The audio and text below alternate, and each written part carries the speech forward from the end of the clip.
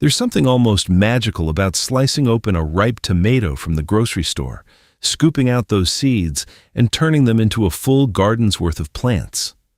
Most people never even think about it. They walk right past the produce aisle without realizing they're looking at the starting point for dozens, maybe hundreds of tomato plants.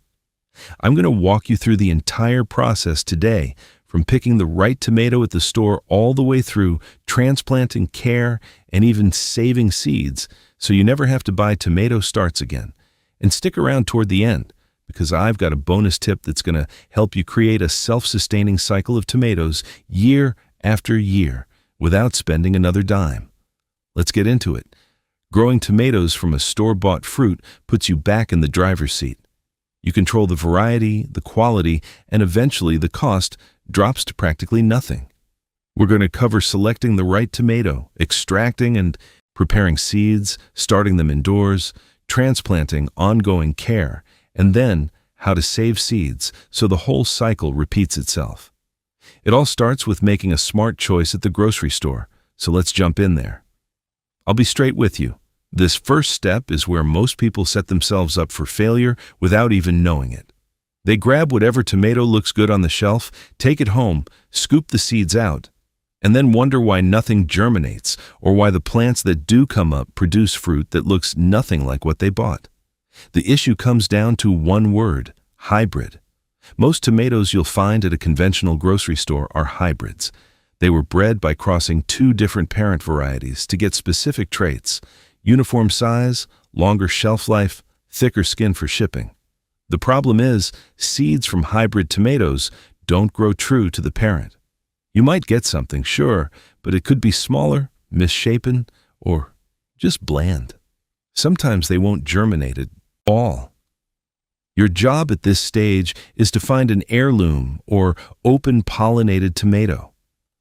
Those are the ones whose seeds will produce plants that are genetically identical to the fruit you're holding. The easiest place to find them is at a farmer's market, but plenty of grocery stores carry them too, especially stores like Whole Foods, Trader Joe's, or any place with an organic section. Look for names on the label like Brandywine, Cherokee Purple, Black Crim, or San Marzano. If the label just says tomato or vine-ripened tomato with no variety name, that's almost certainly a hybrid, and you want to pass on it.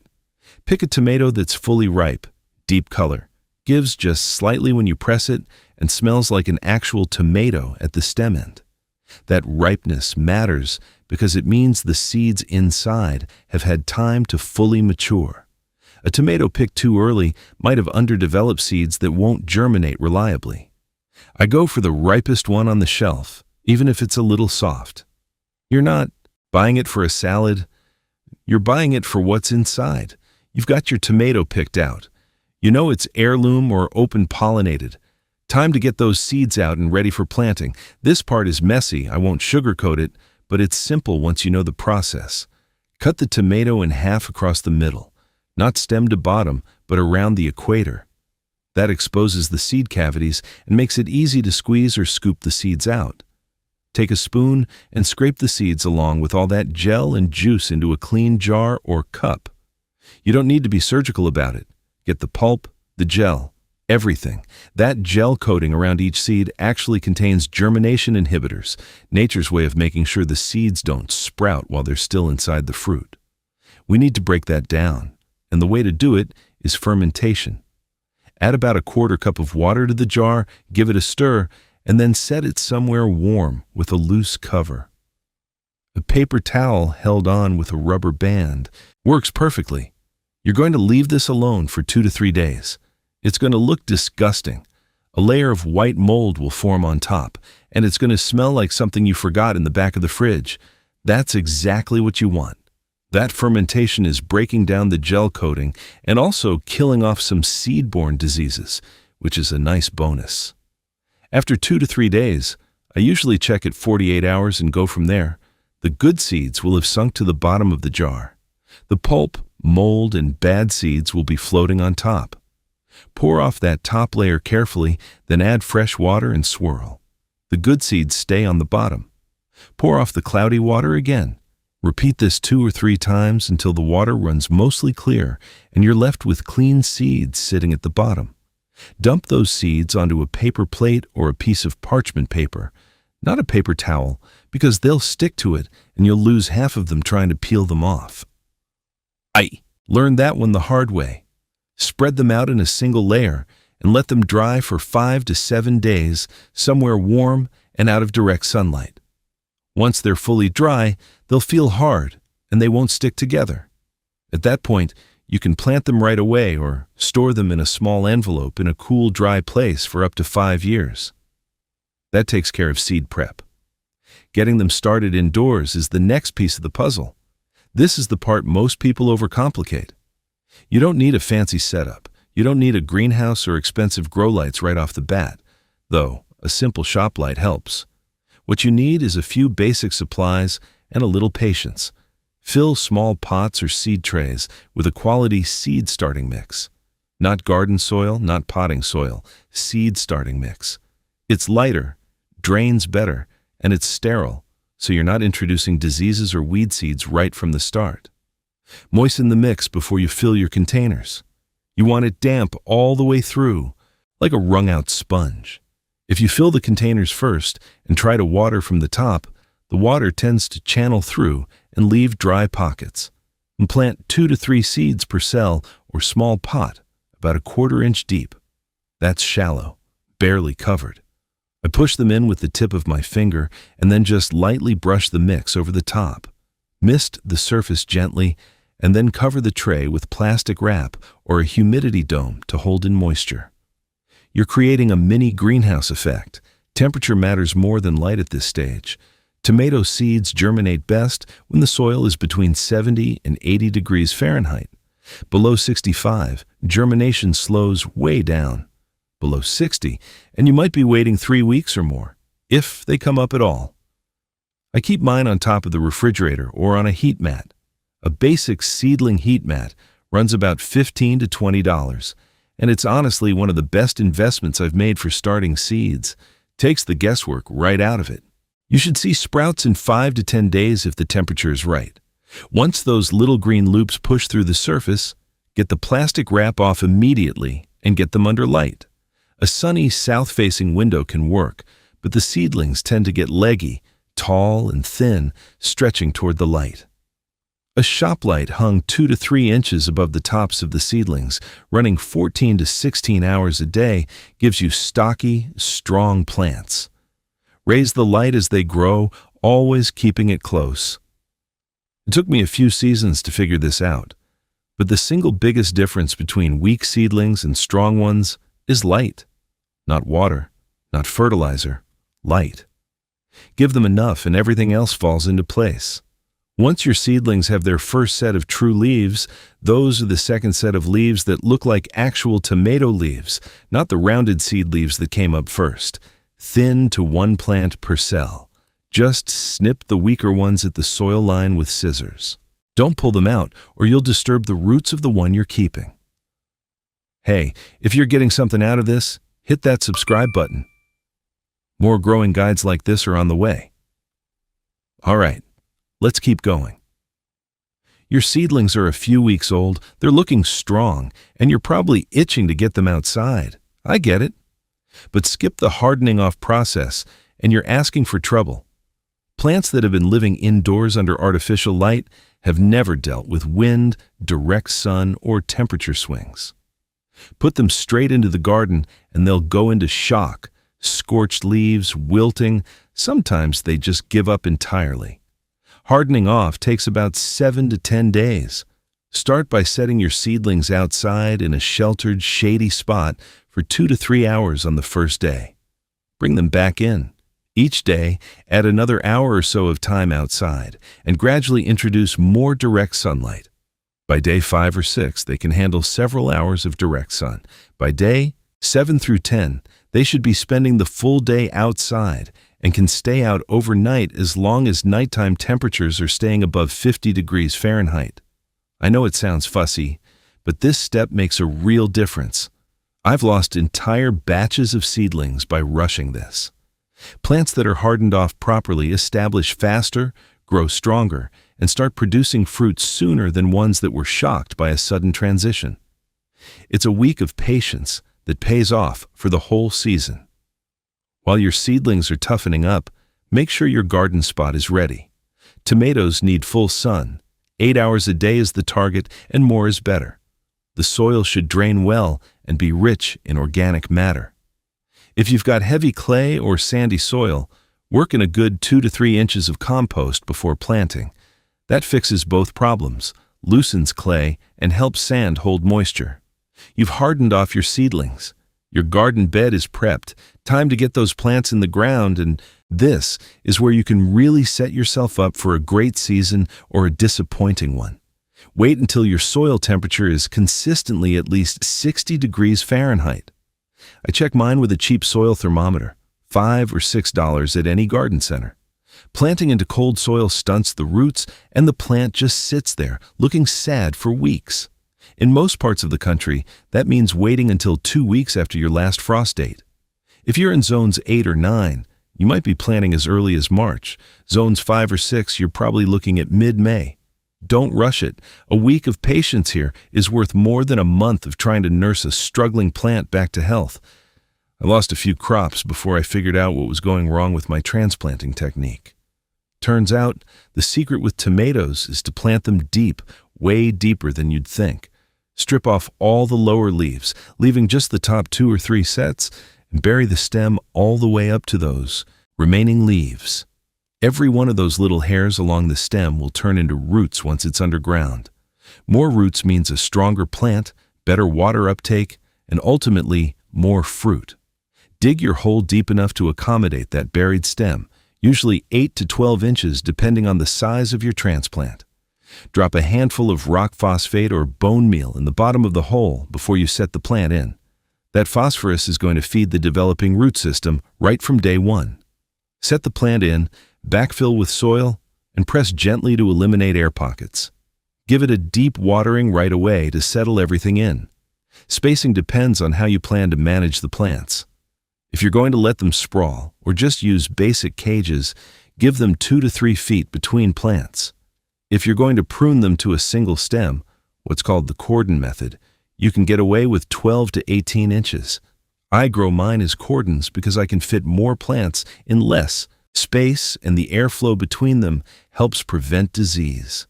Either way, give them room.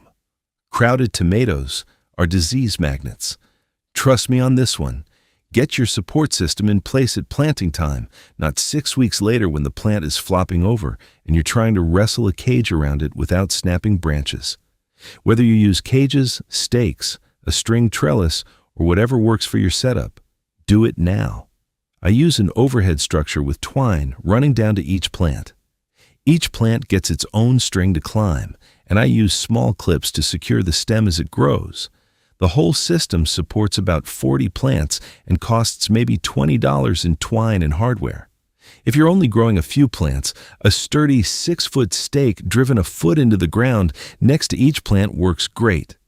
Just tie the stem loosely as it grows, every 8 to 10 inches, using soft strips of fabric or stretchy plant tape. Never use wire or anything that can cut into the stem. That takes care of getting them in the ground. Keeping them happy through the season is the next piece of the puzzle. This is where consistency makes or breaks your harvest.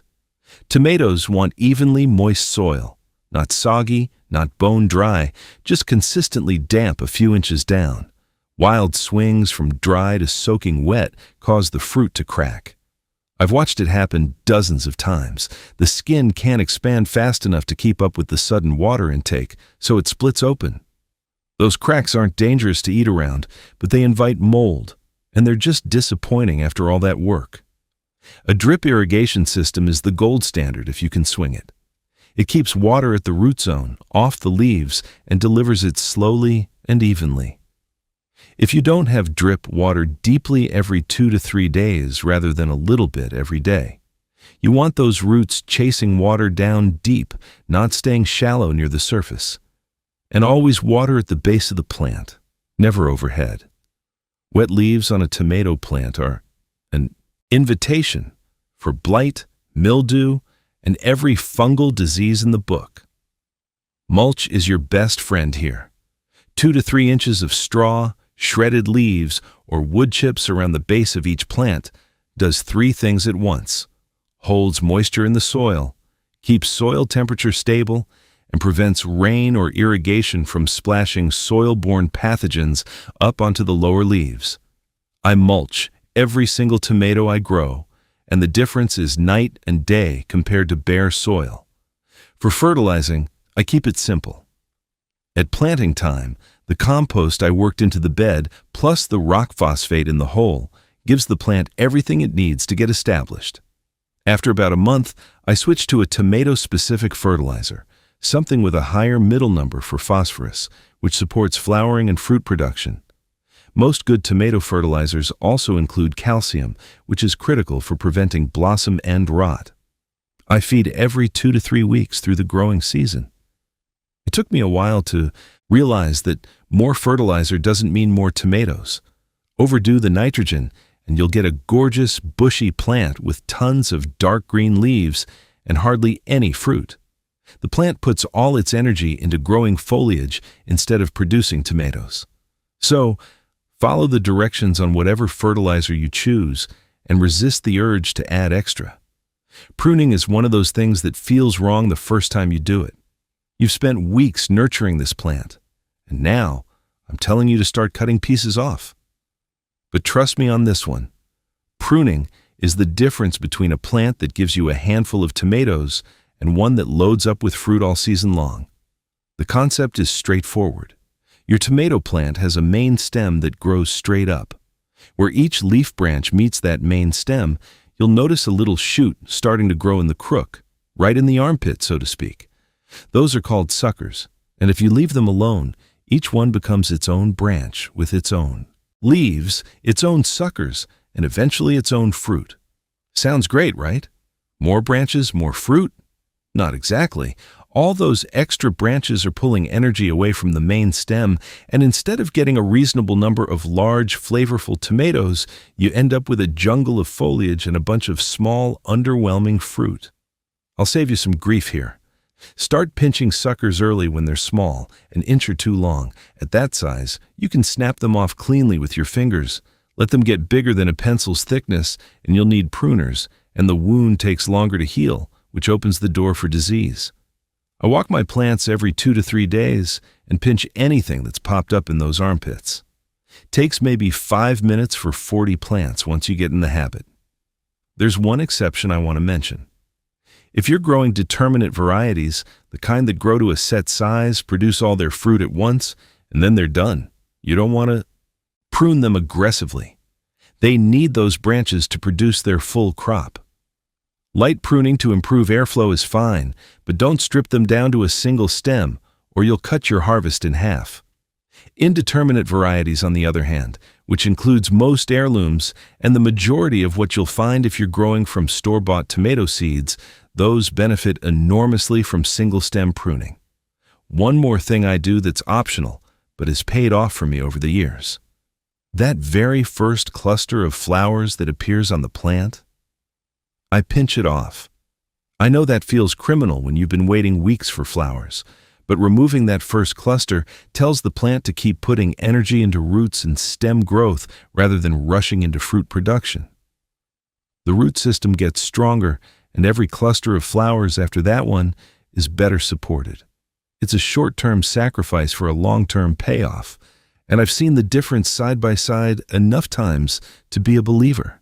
You've got your plants in the ground, they're supported, watered, fed, and pruned.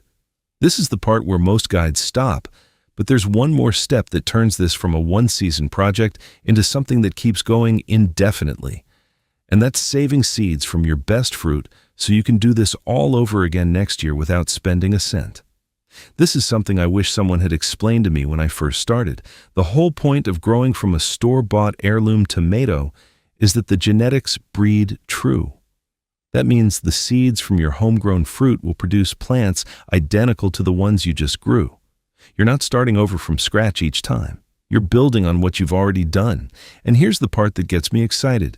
Each generation of saved seeds is actually adapting slightly to your specific garden conditions, your soil, your climate, your microbes. Over a few seasons, you end up with plants that are uniquely suited to your little patch of earth.